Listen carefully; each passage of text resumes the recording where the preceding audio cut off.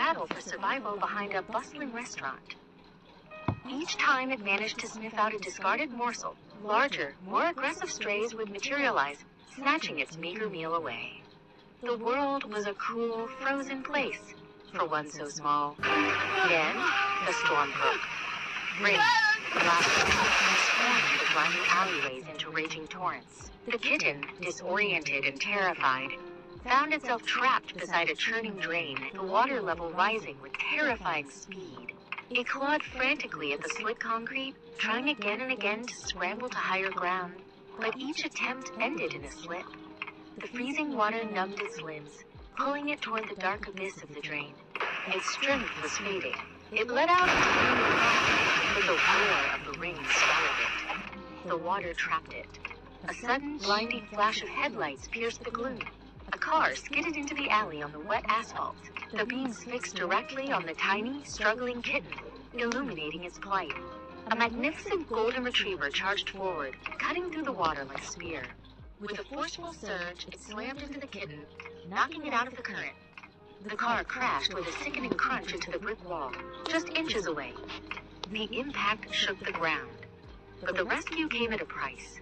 The golden retriever, its leg twisted at an unnatural angle, was left struggling.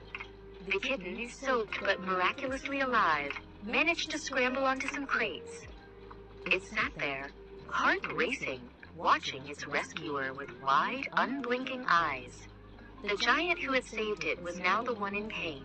The storm began to wane, but the night was far from over. The kitten watched the dog's every breath, a silent bond forming in the dark. They waited together for the dawn, two survivors of a brutal night. By the first gray light of dawn, the storm had passed.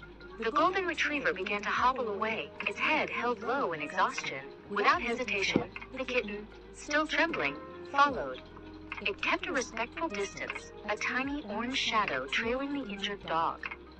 They stopped before a small, weathered house with a neatly tended garden. An old man, his face etched with worry, rushed out. His relief was palpable. He gently guided the injured animal inside, but the gate swung shut.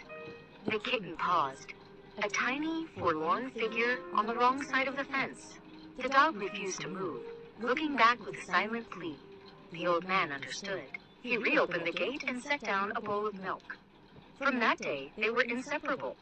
Through spring rains and summer sun, the kitten grew fluffy and strong, often napping on the dog's warm flank.